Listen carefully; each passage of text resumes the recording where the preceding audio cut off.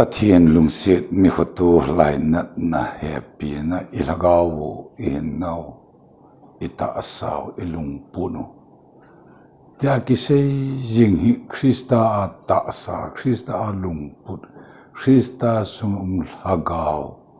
ama hinukwa hel dawa. Ho hinukwa adama ko na musikika John si na aman apo athil Chilpi chichu ihel vamathi thokin na hin na eipio hichi hinhu hi papathinen amalsom awangbo na tin sangawang eibo piowa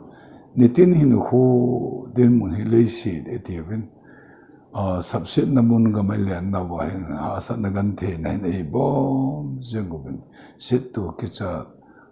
gan thế này ai bom giống na sát này hình ai bom giống là pakai amaza lên anung xiết na angai lột na ra là ai som giống ta bằng thil lopi là phát lopi ai bia ba agama tiếng cái lengam kệ zao na thế tiếng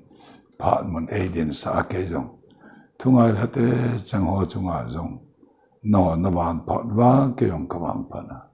ai giờ van phát na khát na mar som na khát na ai vang ai marso mo ba pathin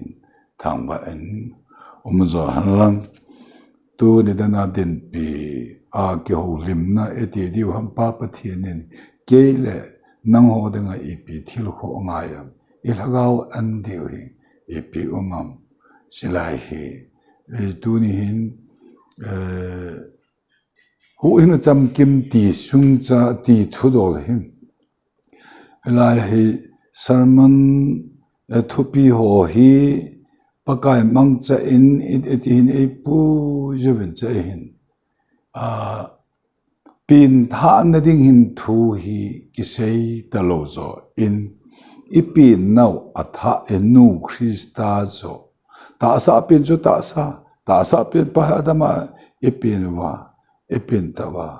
agawa ni vi pin na pai pin kit na pai hagaw chu inu Krista ko ne pin tha naw le chu pin tha na dinga gam hetalovin hagaw thing kai hoi mi te pathin cha te chalam thugo lo cha te van mi ho le ya ji subsit namunai kileng kina pakai to ban Aseban, aban khathat, khel nadinga chu, mihim lam helovin mihim na pa, athijil pia, chapa golu pa ama hin khoi khel do kirba, hu na cham kim ke ama hin khoi, eitin ta hin na hi ho mo ba hin na hi pi kirba tha, alal to na ke copy kirba. Ta asa adama ta asa pa taloba ama Krista ta asa lagaw ta hel doa hichi hin hu ihon hin dol kho ta ene yove ti thacha Paul in Roma anase banga chi hin hu ne na hin tu ni din pi ding Bible chang hin na thopi atum ti hin khoi lovin Bible chung chang cái hồ lim na rom mi te nga pol le khathot chung hi pungge chang som thum langa na Krista ngai lu na akona kon eilui khanzo diu ham ti hi athu hi tong lot tabangin ngai to vetin chu atong de pu chilai hi Bible chang sim do thuni pa pathen wang phat the bu pe hanang chila hi ipibola lacha pulin ale kha thot na hi Krista ngai lu na kona kon eiloi khanzo diu ham ti hi hele aloi khanzo ding a lo dan chu at hu hing na cham kim dan chu che hin chut khon khat pulin kisuna anei hilozo in pol sul chu tha achi na ra thep na hin kho ho zo si chu het be a uma a chon se phat me zo het be a uma ne kha thokit na hin na pi he chu thuta ata san ni a ta sa te thei pa jong Krista ta sa a khel do a chu a khel do le Krista lagaw aneya ta sa chu Krista ta sa a hi ta lung jong chu Krista lung put chu anei ta a hi le anei na pa hin khuwa hi chu koi ham e khan dinga chu chu a Krista chu apul ite nang ho chu ta thungai ho se se nang ho chu Krista ga te ka ng Krista ne hi wa hilaya ta ding pa hi sei hu thang ki te pa hi apul a chu aga se ya hi chu thungai halanga Krista chu hilanga hu ga uma apul chu hilanga umpa lang helovin a Krista nang ho chu to apul ke hi chu thagaw khat ta san khat baptai khat munna a tho ki na hin na bi chu je hele a Krista chu to apul chu achum talo vin thagaw khat ta san khat baptai khat mun choi ta ji a chu hijlai mun chun kichi hin hu chu koi ham e khan the de ba EPM jilaya chu na ti pa hi lang khal lang a jilaya hi akisung chu pakai kisung han tikit pa ti pa jong chu apol kisun na lang pa hello zo in mi him na lama chin le thep na hello sa khon lama anachi na ho anathep na ho zo se chu het be a oma Krista je so kai thon na he na Krista a hin khu tha ane hin khu a khu na he je wan no ya hi khan thelo chi hin khu hi pathin cha kha chu wan no in a su khan thei ta lo chu adama pathin cha te le a pau chu ana satanin an khan bang chu an hem ta jong la tu in hu thokit na hin na Krista athina thokit na hin na ei pi nuwa Pentecost ni a helper ki thopi lagaw thing ei pi wa hi chita sapa jong hi amata sa a hi asim tha ki nunga hi chu ata sata ju Krista ta sata a hi je wa no ya hi alen lai je lengam na ato athuni papa pathen wang phathe bu pe wan lang so le chila ya ka khat je nga jong hin som thum lo khat langa hi ti hi chang tho hi pi se deu ba ham atia a Krista mengai lo na milung si na chung chang thu dol hu hing na hi chi thu se jen pathin thu se hen ti pa ama hin khu a thu a se na pa a chi na na thiep na he na a thu se lo angai dan a pom dan a sa khomi history ai lo la kholang a che sa phan ho a thil an che sa ho thil ana phat ana che so phat nung sut le lang pa chu hin kho che ta lo zo a ama hin khu a Krista hin khu tha hin khu a ahinsa pa hin khu a hagaw thing thu phun do a ko na se no pathin ei pan piu le kun ei do thei diu ham ti na pa hi mi him lam hi ta lo zo in pathin lam Krista hin khu tha nei nung thu pau che ta in a chap ge ya khan lu hi la e ho cheng sedinga pedo yeng chun I ti ama chu to e khan ama chu to iza kaiman beja e pi hom da diu ham e pi hom na diu ati lovin e pi hom now e pi ama Krista Jesu a hin khutha chalam thu go ro sa hin nunga he chai e pi ham e pi da diu chu ti chu hilanga tu ga se tu pathin lan chom te chu kun a he sit thei ding ham them chan sa chu pathi na he bobin Thim chan sa pathin ai la ai le thim chan sa pa thim chan sa hi ko lang pau hela kilovin chule thim chan ti pa hi ukil eti di ha lawyer lang din mun chi ne hu thim chan ati chum ichi thim chan sa chu pathi nei bo be ati le I chon se no yo si Krista Jesu a pa in lung hi alung hai na chu I pakai Jesu Krista in alung ma lung oi na chu asu dam ta a chu chapa thisan za la chu I chon se du chu thim a chan sa ichi thim san chan sa pa anga ni khat na iga din diu iga diu chu akot lang thu chun kisei le khulanga thutan pa in thim achan mi ho hicha anga ga din kit ding chu hijo thisan thim achan pa pathin anga thutan pa anga ga din ding ti chu kicha na ima ahelo le o ti na pa hi lung sa I na ahelo lung hi mo na lung neo na ni ima cha lo din mun chung cha hi ema do jeju ipije nam thim chan sa ama he ya chapa thisana lung oi na sim pa chu ne khat ama anga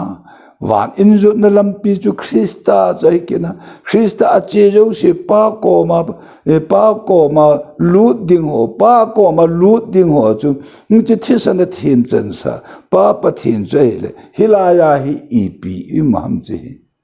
kan ko te ho alo pi he je chilai hin ho hi mu lo gam hin ho la mu the hin ho hi kha na che ti mi hin thu se ya ka se yo e che chu chu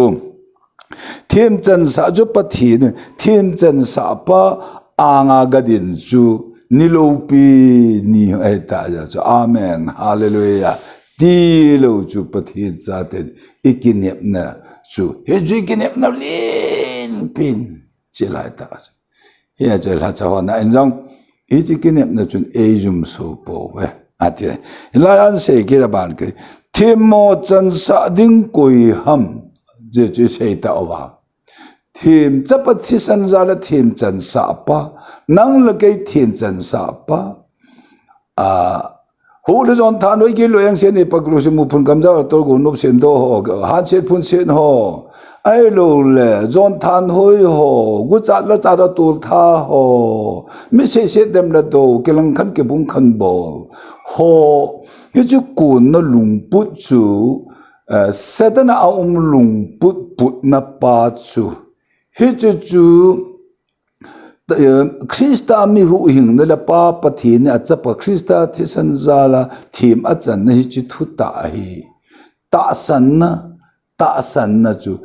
lung hi chi lung hi ta san na a I phu that part about hi chi Christ chilaya thim mo chan sa ding chu koi ham ati na chu koi ham thutan pa chu ishung wa zo chu ishung wa alhaga wa chen chil na ni ya Krista Jesu chu thina chung chunin thina ko na kai tho with amen pathin je lama to e ho ding e tau pe jung ti chunga hi chilai hi hetchen mu chin hin hu a kiche hin ho lagawa hin ho kiche long a hin ho a lagaw thien kai hoi pathen kai hoi mi thatsa ama chung I aven he ya cha pau na pa hi ama hetalo zo in ama sunga Krista ngai lo na apui hoi le hin ho a khel do pa hi chi Krista angai lu na ko na chu pi ham e khan zo diu e khan diu ham ti hin zai den mun pa hi all mo lo kinep na hin hu pa den mun chu le chila ya yong hin he so gan thele lungdon na atia he so gan te na lung don na bol se na ri gil kel pon be ya le se tu na chule chem zam he chang chun ei khan thei diu ham he chi ro ham mi him na la ma wa noi le si mi him ma tin ki se le thupi pathin za lin ingai la naw a chi so a ko na ingai the di wa ya kha chu hichilai echi chu is hichi hin hu a mo chu wa noi le si le na pon be ya ti chu she tu na chem zam hi chang chun ei khan thei di ham ti na pa hin hu chu hichi ho na le kiman na hichi chun asu akha le hichi kiman na gam hin hu chwet lo ba dam lai se na tui pi ipal lai jo wa mi he so gan the na yan tan na lung don ne na bol se ne je gil ke pon be ya ti hichi lai chun pai chu agam chun ejil lo ya ai le hichi chun asu se the lo hin hu chu hichi mi chu ho ya hung ko nam hichi chu mian ma pa setan dia bolu ai lo le chila ya hi ei ho pa ba ngo chu hem pu zo pa tul that pa a ko na hung kon do pa hi cha kon do na lung zu ta san na phu da na ene hu hing na hi na a to zo si hi chi thu ta san na ei piu chu lung hi ta san na e phu da ni wa i la ga bo su hing kyo he lo ba ta sa su hinga oma hi cha ko na hi che lai le si wa noi le si nin he kholzin na gami ke leng han nang he jong le krista ta sa chu krista alhagaw eneva keu hil ba tun so ni na ap alhagaw keu hil ba ta sa pa jong hi ama ta sa alhagaw thegin alhagaw theng pa pa thenin a khel adam ta sa pin na pa chu le ya la ai da adam ni na pa chun adam ni na pa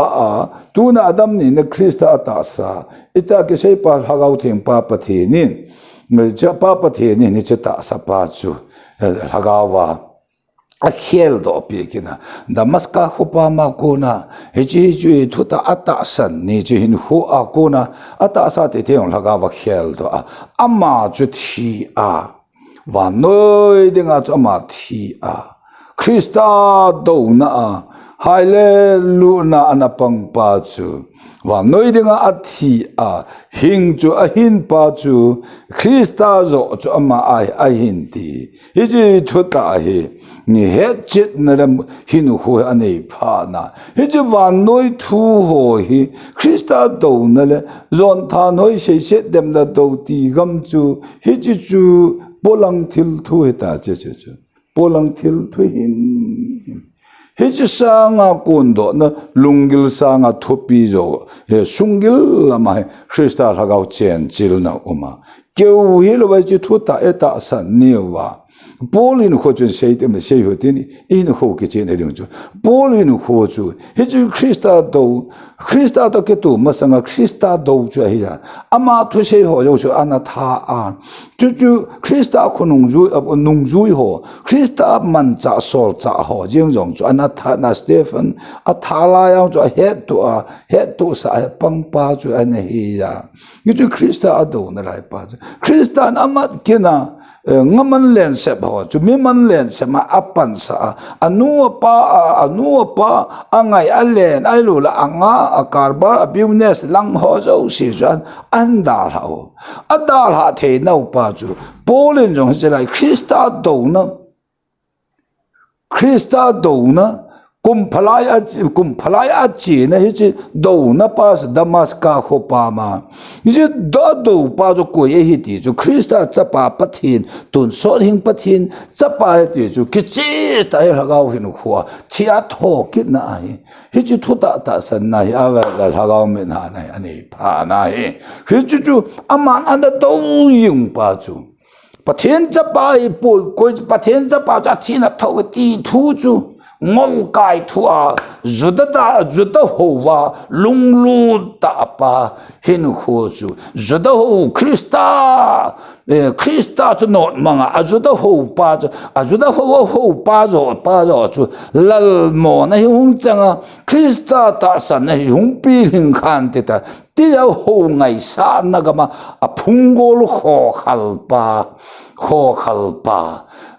farsaya dan thu a gameler khopanga ki seilen phung lama jong hebrew mi nigi nia chep kitan pa hetabang thimbe milo pi chu alo pi no ho zo si chu lo pi no yo si chu lo pi na sang a lo pi zo apakai Jesus Christa dunia ho pakai Jesus Christa hin khotha ani chalam thu go lo cha hin khoi mo pha na wan pa anato pa cho koi ham ti hagao min Krista lagao ani ta sa ti te yong Krista ta sa lagao ti a khel do pha na Krista cho koi ham leng ga thau no ko Jesus hu hin pu cho koi ham ti ke che ta mo pha na ai poi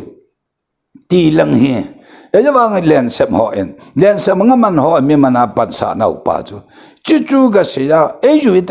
ti pa chu ô thu di chu hina chu ai rui the nau chu pa ngắm mat sa nga lo pi yo nga sim pa mi sim pa ama sim pa tun so di na biding pa tun so ni na pa ti yo hi amu che pha no va ale no da la wa pa nu ko te ho yong chu anga ngai cha ta kar ba business hi no khua ke va no yo si chu hi chu a hau sat na pa zo chu nga sim pa sum sim pa ne sim pa pathin zo chu ki chi ta mu pha da wa chu anung ya ji the ba ha cha polin zong ni chan ge ya chi ne chan ge thip na ho ngai sa ne ta bang pa he chu Krista mu jet pha na e thisan sol valung oi lo pathin ti chu ama thisan zo pa lung oi ne ti ki che ta mu the pha na hallelujah chu nang ni zong he na mu che na ken zong che lai ka ka la pai mi yong me thang mi gun da Kiddal, abol tay pitch kiddal. Junya mozon, ta le shit laman nop sana. Hichlai bo chakabol tay pin. Ama wang noi hin khu adinga chu. Nop kasalai le hin khu kaman lai ham kati la kagan thei lai hin khu chu khungai chu jlai ta hi ka lai ta ba pakai aman e ko wa. Pakan e ko wa he chahe kadon bun ni ai kawa noi le shit len ti pai ta salam lung pu de a chai na chu tu na ka zum pi la ka ti ja chu thi na mei di le ga mei pu e ti pai ki che ta e ka mu pha na tu na ke ma thei nei na Krista hi thi chan ge ya dinga ke ma pan la gam che le thia tho kit pa tho ke ne chu thu ta san na Krista ta sa hi ama chai a thei na ama thang wa the na lengam ma chal sa the na nga hi chi hin kho pa hi che ja wa noi nga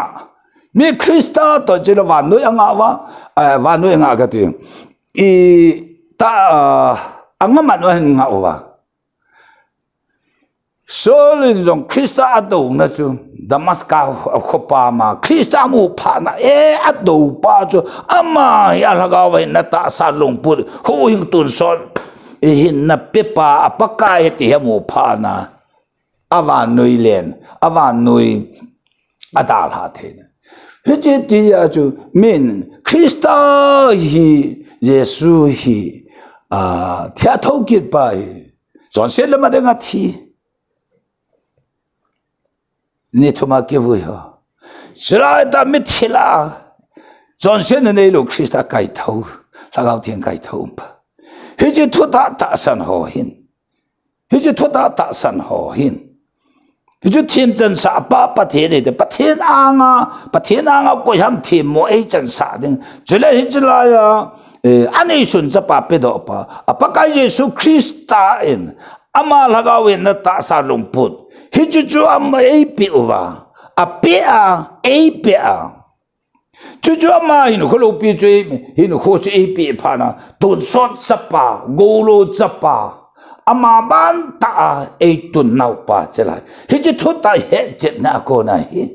chu ha cha po ni jong cho chu i pi ham cho hem to cham jam se to ke cha ni nam e se dam mel do no wa noi le se a tui al ai lo di cho ta bang hin kho chu to ka pa kai to ka te theo de le na le la lo pi na ho ya chi na la them na chi na la them na ke ti pa jong chu a them na ya he cha them na in pa kai ki vo pi lo pa kai mu sa lo pa jo chu het be na pa a ko na krista jesu hen na chi na them na pa van hen na van pa lung hen na cha pa lung hen na ha gao the nga ko na het chet na hi amu pa na van noi hi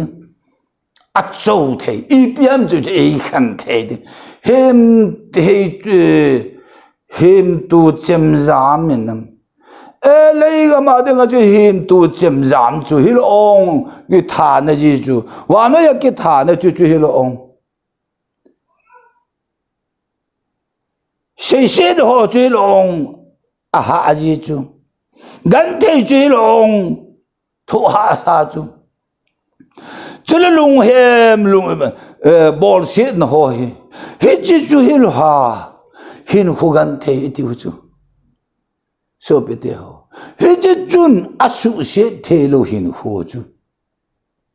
he je kon do na pa se mer ma pa satan chu thane na yo se chu Calvary cross a Christian a tha la pia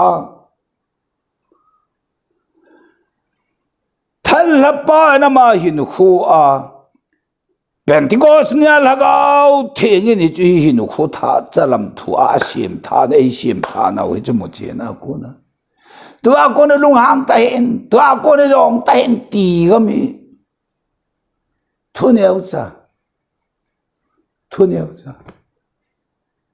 đi mi pieng tha đi ta hà gao pi hin na kama hin khu mang hin khu này ya na lung han na dòng chun na thu chun thêm mo na chan lo chun mi pi hin hà gao là mà mi pi hin này chun ama bang kai tabang ta sana hagawa chapang na lai ke ho ka lung ke tabang lo chun ka lung han teng la ka lung han na ka thu chun the mo e chan ji a wo le den ka chan ji a e pe na ma ka thu chun the mo e chan ji na ja la hi lung hang lo ding ki tu lung hang lo ding ki chu lang pa chu hello vin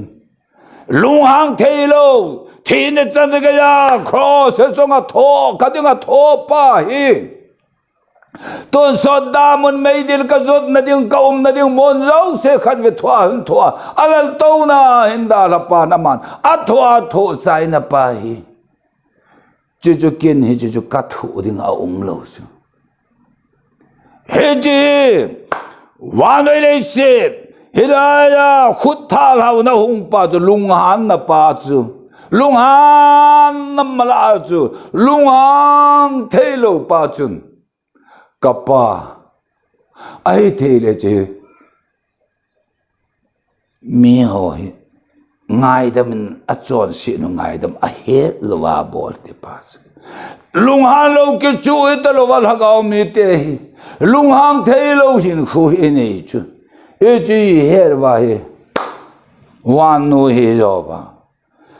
rong ta hi jo sei te gu cha ta hi lung hang ta hi ne gu ta hi wan no hin kho no sa na hi ta hi ti thu dan thu chun dan thu he cho dan thu cha akan pha he ta lo e pe nam Krista ta sa hin gu tha hin no wa hi Dan 중아히 단 투중아히 에이거여봐 단 투중아저 있거여봐 단 투주 존세나험 나일로베 자저 단 투중아 에이거여봐 단 투자 빨개로벤 단 투자 좀점 김나딩아 저 따사 에이곤 배워봐 Tolaya Christian kay kitihin ko ho laay ami kado mi iti makana kamha kaselo so pitet ay ngai the mo ven lang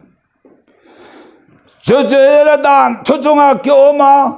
đàn thu chung ít bao kẻ nó là đàn thu chung ta sao dọc na hơn em khua mà hết lại đi lên lại chứ mà hậu bung cái mà giống hậu bung oppa ini chứ mà để con giống chairman serti giống ini chứ mà Senol lama giống pastor patata thêm zil na sang ta ne ini chứ mà Krista ngay luôn na con ấy lôi khăn đi hầm tiếp bạc thật ra Paul kêu hilava nang Krista de til xem tay nó khó thà cho làm thu gấu lô cha đàn thu chung ai coi chứ mà đàn thu hi asuke là ngay pan chung chỉ lại ta pa chút chọn shit ibol do nấu chơi ra đàn thu chung ti chu đàn thu ta sát ta dọc chầm kiếm na chơi ra hậu bông sung hậu bông mi in hậu bông mi ai pom luôn ai là nom ta ra lên ta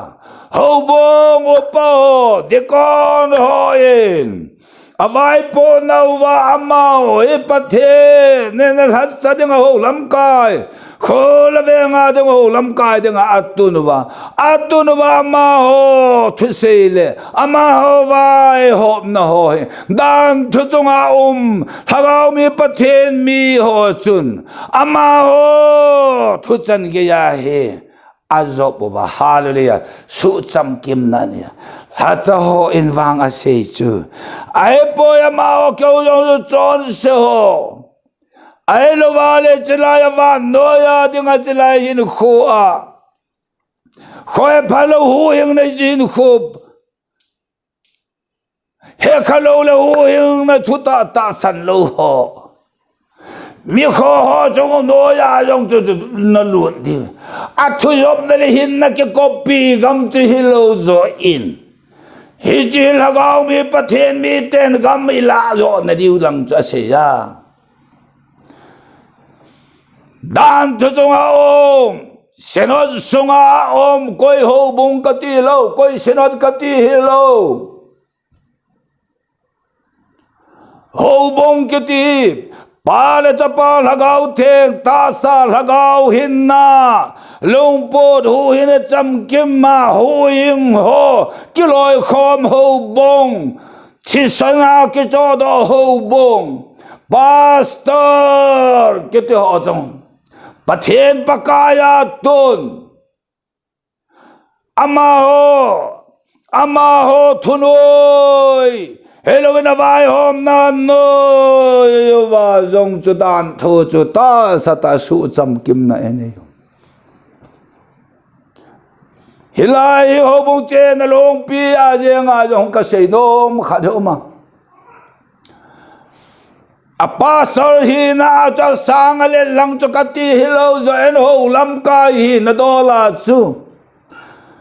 sanoda ho bong a pastor a ding a pastor ho ngai sang the lo za na yong kai the lo za na yong pe the lo chu ken ka do nom chu so pi na pu na pa te ho chu ana chi ho chu koi ham Christian hi nungal ha na vui ho chu koi ham na puya na paya nen sung mi hi za hi vui chu ho la ma sa kho la ma ba so ho chu hi lam chi chu inep se the yu ham chu yong la dan theng a ke vai po na ho la ma ke vai po na la dan theng a ke chen sa chu na pu na pa khanga ko na pa ipui pau khanga ko na ai lo la khang dong ke ya ko na he cho yo se chu dan thenga kitchen na no mai pasal kitchen dan thenga hin kitchen sa ho chu pa so he lo ham ho hin cha pathen cha ke ti hin kho chun pa so su nem the na din mun ham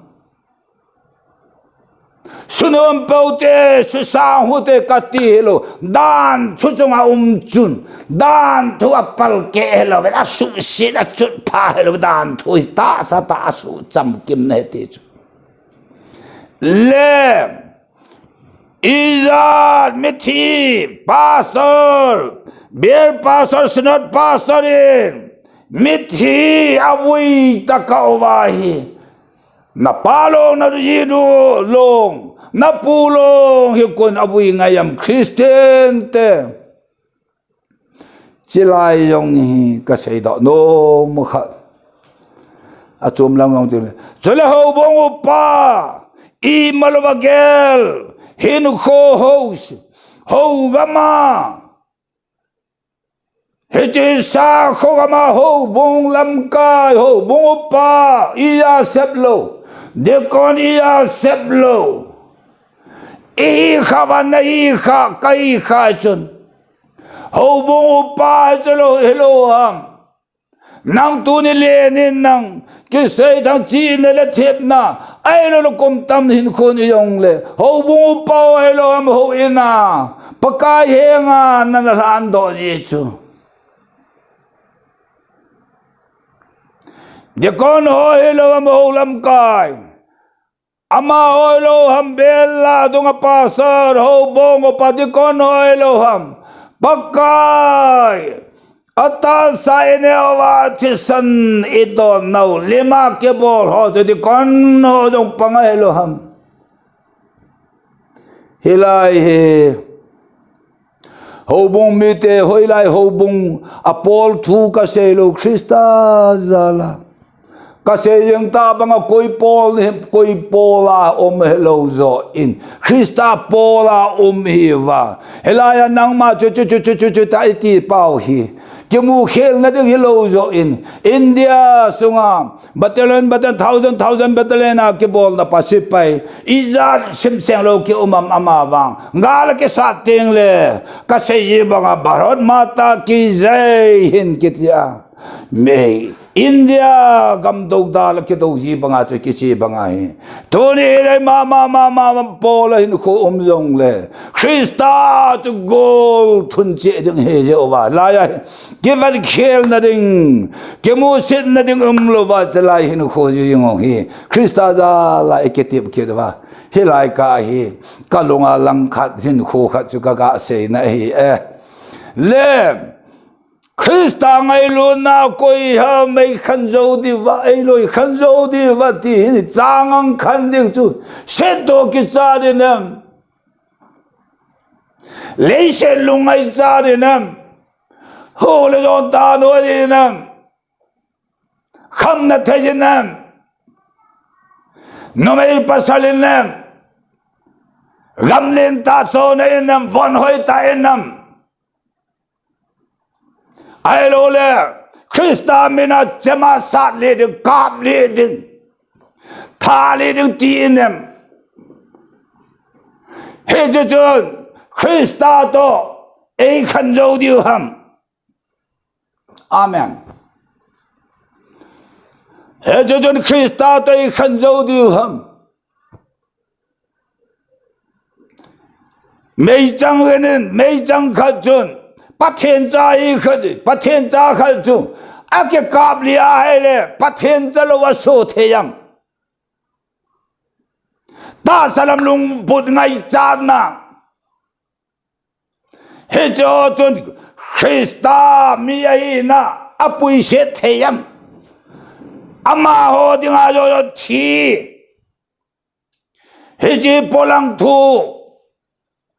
dan chung ao ma dan thu pal ke te hello ve dan thu chi ta sa wa ai zo bo ba ne lo ding chi nai ne lo ding chi nei ne ding bible la ne lo ding bible la hi he ding tam ta ma azoba zob ding hi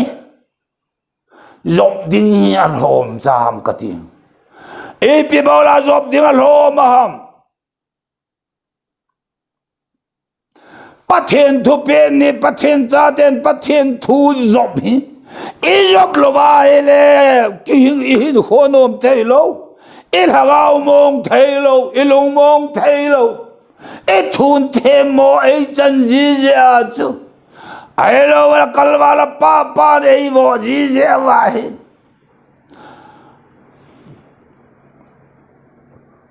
zong gamla zong ho cho bà thinh nè cái hông đâu vào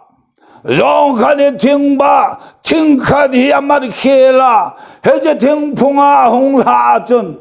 hết chứ rong chun thinh phung chun avo hama sot la ham ti chu rong in i hello na chu ama ngai dan khat chu upa hon rong lung na sem pe ova heya chu rong rong chun alhana thing phung chung ahedanin akala kalchu akal ngam tapoi aya jo akal kit dinga hele hung la kit dinga to kila akal chu akal tapoi jong bon hi chan ge ya athina the alha da gu bo chang bon na the chu hilai mun alha mang na the chu ke he na akicha dan theya hele hitabang huing na lo pi ki dang chu na sa mo in zon la than hoi na kina kelang khan ke bung khan nego cha go na in mang talevan a krista chula dang talo hallelujah pathen chapa adang lo anei sun hallelujah hallelujah hallelujah o anei sun amata anei sun ati ti hanare ati jung ye nga yong hi pathen dang tabanga zon la than hoi christian tam ta hin kho ke bol kama bang christian lo ho chun aina ye cha bol na ve dunia christian ho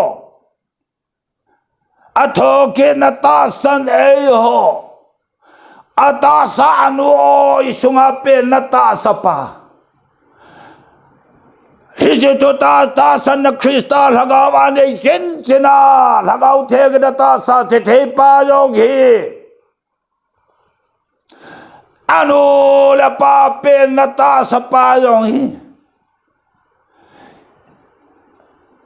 sapa pathen thina ko na kai thopa lagau theng pa pathen in ta sapa athi thei pa yong hi lagau thengin sapa krista ta sa hin kho a sim tha kina atha ta ya ati ho hi hallelujah amen kapa pathin len se mon len se nandala ova krista do na chu an ngawa ipijinam hechi sanga chu krista me yong me thang me di lo tol than ho in ahinu khosonga lagaw kum som ge kum som tum hin kho christian ta ami jela phatana hoitana dia kita to ngai na ho ngai sa na la ma tip top jeng ama bang ain kho lagaw theng pathin holy spirit a khoi khalo al lagaw ata salong pur khoi khalo ho hi so pete chin khu Jehovah noi Christian tin kho cha to ne da na edin piu thopi hi Christa ngai luna ko na ko eloi khanzo diu ham eji pi am chila ya hi Christa ta sa hin kho wa noi yo pa ta sa ya haga wa ne ya long po na ne ya hallelujah hin kho ale lai den mun pa hi le shen nan na san na innam wanoi government ke vai po na la mathil innem kabli na innam poison ne sa na innam tum ni tum so na innam ne lo cha lo shin lo chang lo innam in be lo be innam Krista to e khan thei e loi khan zo lo hi kai kho a in lời này lâu hiện khô làm cái gió lại à hiện khô à dòng nghe tiếng đón tiếng này lâu lại hiện khô cầm ăn lại em à dòng Kau wa sanga kalawau hin ko ya khanto che na denga ta salam lung pu zon na lung to tha na lung po ho na lung pu su ke na ding zo in be ya in pu ya nan na san na mon jen zo na khut la keng zon thi sana ke tha do keng to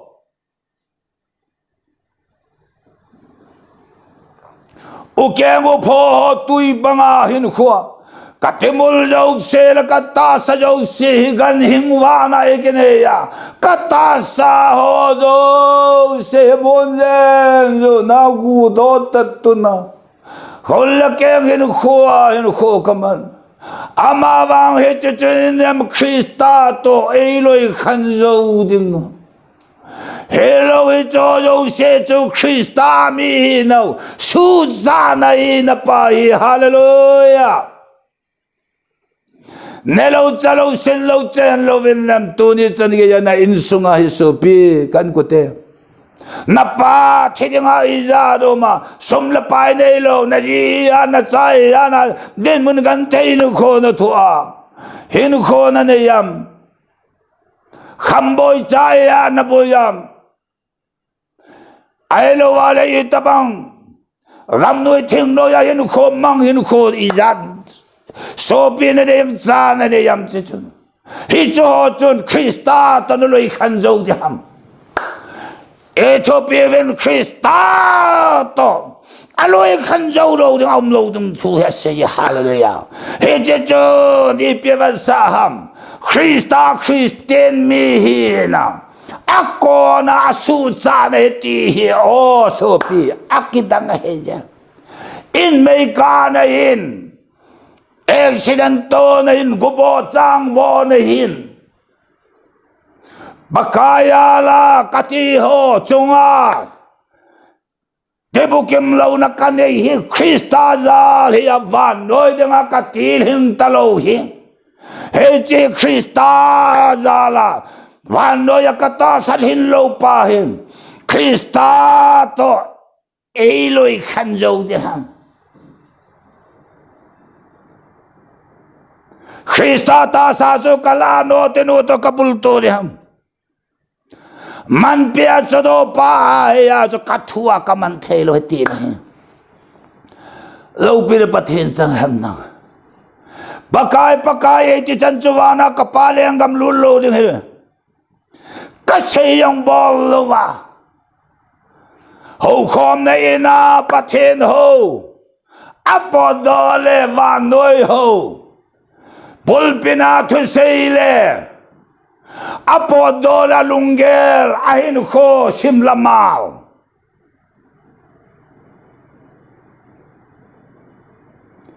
Tu say tim na lang ikisu na lang pa hello zoin Neve venti ho ina vat hello alampe na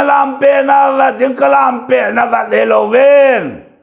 kai hang la dong politics la dong chin la thep na nam la nam ke ka la ho phung la chang ke ka la boy na lai ho he pul pe na chun sei them long leo han angai chun ngai yong le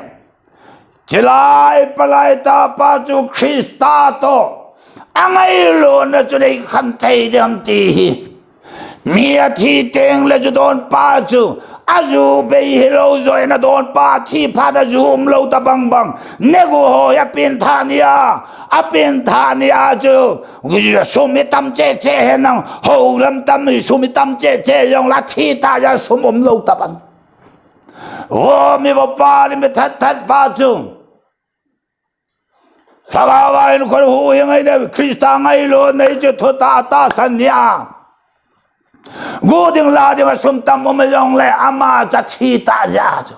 vô tiếng dẹp tiếng y ra đồng vào mà chắc chỉ ta ra mẹ thiên mẹ vô ngay lo mẹ thiên của cha ta lo mẹ thiên mẹ say sẽ ta lo mẹ thiên cái lăng khăn cái bung khăn abol ta lo hết cái thu cho hết cha bolin là ấy hòn rong mà chịu tao và hallelujah cu cái tiền rong hallelujah hallelujah Hallelujah, lâu bên bắt thiên rằng nó nông á ho rồi mà thấy vào gol hao mà thấy mi pa menu làm cái hồ mà thấy ta rồi vào năm mi al ho mà lo năm mi pakai na top sa cái chỗ năm mi ama lâu bị cái phone là đã cái chỗ hey so bete nông á khai gol lang khai menu mi pa coi anh năm ngày lâu cái tí cha simpa cái cái ipi umadam tisu hết cho chơi mãi mà cái gel tao hết Christa la haza Paul hin khoa hi ama thusima hi kan hilin la hilang cái ông ama tabang hi Christa đâu cũng phải chẳng cả đâu va năng用 Christa cũng phải nên đâu va a sol chu a phát chu mấy lô a set chu mấy lô năng a phát chu mà cái đâu a set chu mấy lô rồi Christa mi hu hình nó biến thà này mà sang vậy mi đâu sẽ cái bằng chân mi đi khát cha ông bôi bắt thiên làm hồ làm bôi cắt thiên làm sang ông bôi a lô hồ một hàn con cái hồng gia bằng nâng lôi và gu siêu gu mà keng mà thế sân số này mà a lang khai yo ti bo hi yo te hin khoi ya cho so bete hết bằng thiên lâu bị chân lâu bị mi to cái na ho a thi pha na mi phalo lâu ven mi va pa thi pha na hallelujah lei hi cham na le lenga lung mo na lenga avan na lam yo se ulna wa amua zan na lam ayong mutalova kewa amawa ti mu chon talova Christa ngay luôn nên gian là năm hi ngay luôn nên gian là năm ngay luôn nên đã su xét thế lôi khăn thế rồi xung là bao cro hin khô hết rồi lâu bên là bắt thiên chẳng Kamina xây go thang ấy à Kamina kamu cho sang sông ha kamu đấy à Kamin ka khela xây lâu thang cái à Kol khad kamu sang à chứ Kapakai Kasu min seda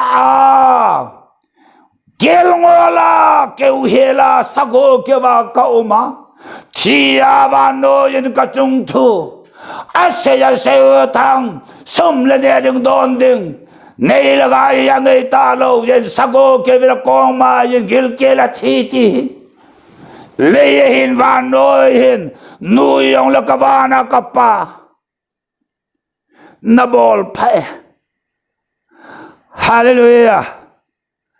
Hichi Yesu pite ho thuta tin khoi. Kama thuta nun lakhana kilang dolo. Hoina pathen thu ipoteng laban noi thu ti. Au mai lo pa hi. Hajapo lama Krista do pa. Krista ti lo hi huyang na mindang aumpo. Ama thulo hi say ding dang kan ipo. Ama thulo say na ding ay dal tay iding kate. Awawa den ba. Krista thu na say pangatan o. Ipiati jeng. Nang o thu ka ngayon kapakay thu ka ngayon dadang. Krista ngay luôn na coi hâm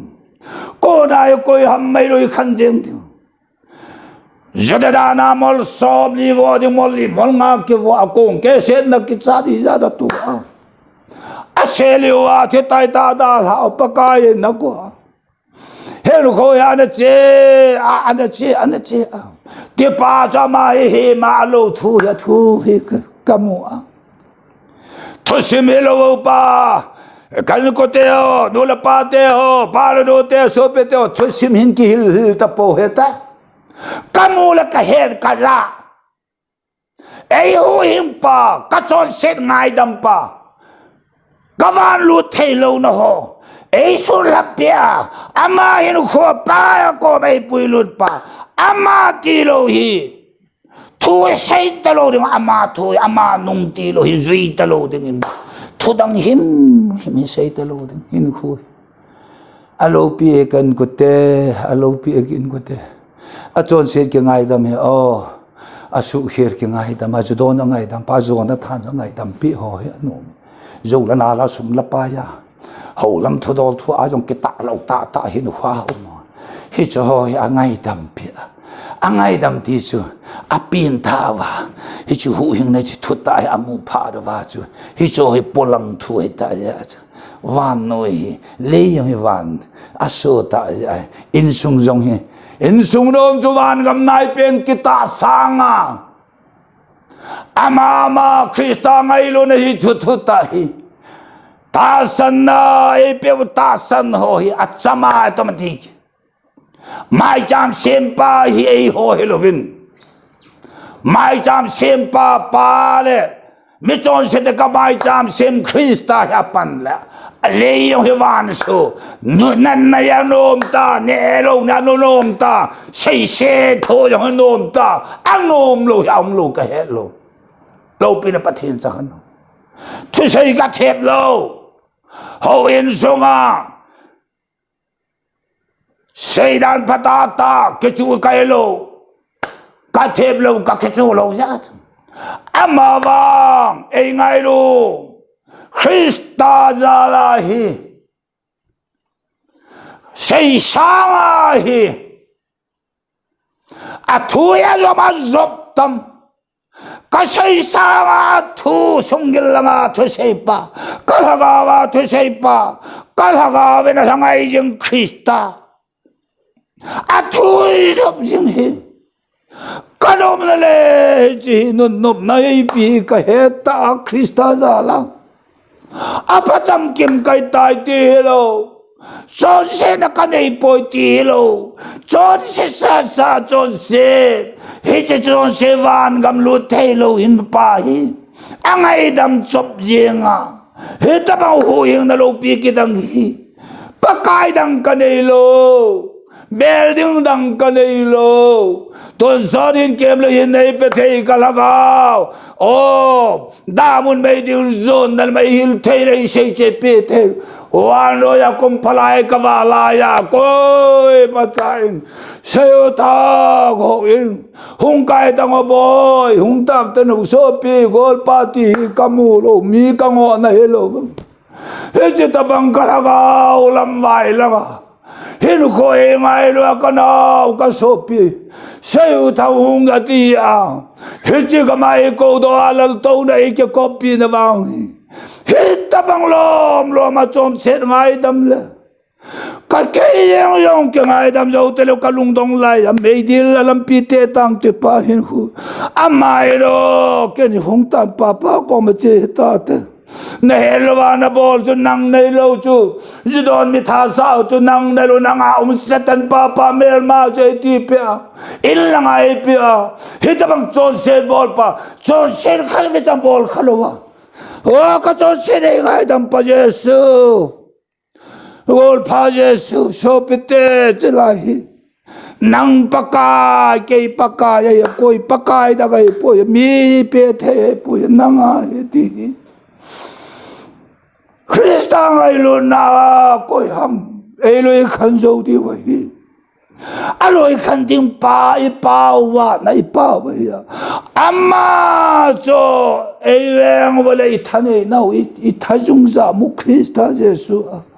o lagau theng pol namal som avanti la ai samula olmo lovin phat chom khat ene ta wa mun chonim nun phat chon phat hi